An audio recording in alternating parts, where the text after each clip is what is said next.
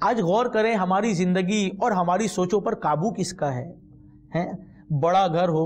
خاندان چھوٹا سا ہے، ڈگریاں زیادہ ہوں عقل کی کمی ہے،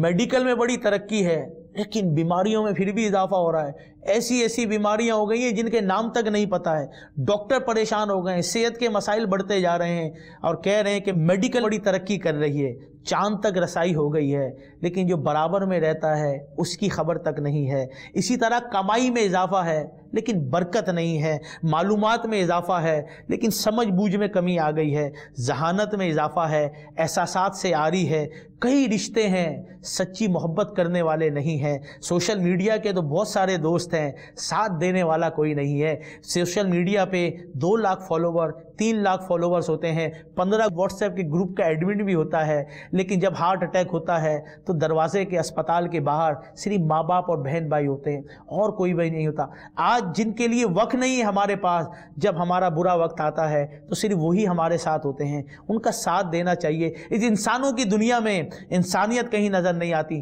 گھڑیاں بڑی مہنگی ہیں لیکن وقت نہیں ہے کسی کے پاس، صرف اس لیے کہ ہم دنیا میں کھو گئے، ہم آخرت کو بھول گئے۔ خدا کے لیے اپنے لائف اسٹائل کو چینج کریں، اسلام کے مطابق زندگی گزاریں، اسلام آپ کی دنیا بھی بہتر کرے گا، آپ کی آخرت بھی بہتر کرے گا۔ اللہ تعالی ہمیں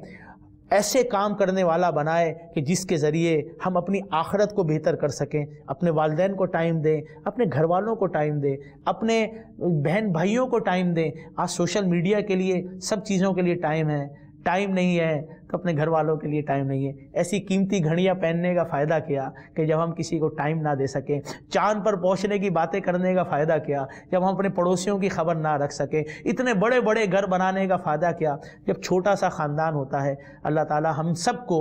ایسی زندگی گزارنے والا بنائے جس سے وہ اور اس کے پیارے حبیب صلی اللہ علیہ وسلم راضی اور خوش ہوتے ہیں۔